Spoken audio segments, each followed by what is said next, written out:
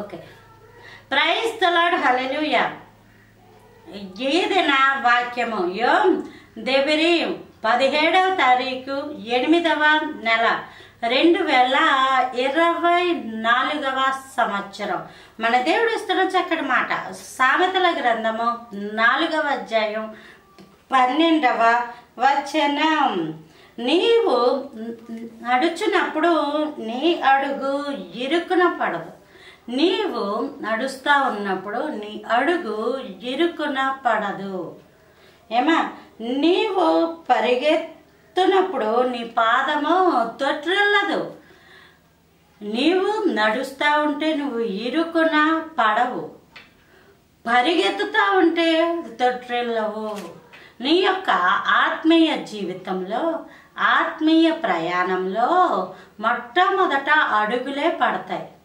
ఆ అడుగులు వేస్తూ ఉన్నప్పుడు అమ్మో నేను దేవుళ్ళలో ఒక అడుగేస్తున్నాను, రక్షణ అనుభవంలోకి వస్తున్నాను, నా కుటుంబంలో ఏమన్నా అంటారేమో, లేదా నేనున్న సమాజంలో ఏమన్నా అంటారేమో, నేనున్న ఆఫీస్లో ఏమన్నా అంటారేమో, నా చుట్టాలు ఏమన్నా అంటారేమో. నువ్వు భయపడకు.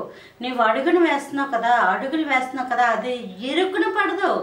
దేవుడు ఆ అడుగుని స్థిరపరుస్తాడు, ఆ అడుగుని స్థిరపరుస్తాడు. నువ్వేమి ఇరుక్కుపోవు. నీకు ఇబ్బందులు, శ్రమలు దేవుడు నీ చుట్టూ కంచుంచి నువ్వు అనుకున్నంతగా ఏమి రావు. దేవుడు ప్రతి సమస్యలోంచి నిన్ను విడిపించి తప్పించుకునే మార్గం ద్వారా నిన్ను తప్పిస్తాడు.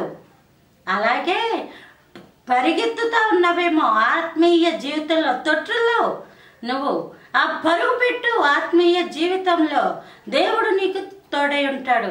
ఎత్తైన కొండలు ఎక్కే అనుభవాన్ని ఇస్తాడు. అడుగు అన్నది ఆత్మీయ జీవితంలో ప్రారంభం, పరుగు పెట్టడం అన్నది కొనసాగించడానికి అర్థం. నువ్వు ఆత్మీయ జీవితాన్ని కొనసాగించు, పరుగులు పెట్టు.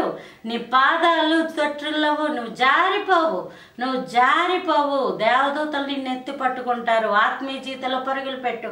దేవుని యొక్క చిత్తం ఏంటో కనిపెట్టు. దేవుని యొక్క చిత్తంలో అడుగులు ముందుకై దేవుడు నిన్ను స్థిరపరిచి ఆశీర్వదిస్తాడు. ఈ పాదాన్ని హిబ్రూలో రెగెల్ అని అంటారు, గ్రీకులో పొడోస్ అని అంటారు. Praise the Lord. ఆమేన్.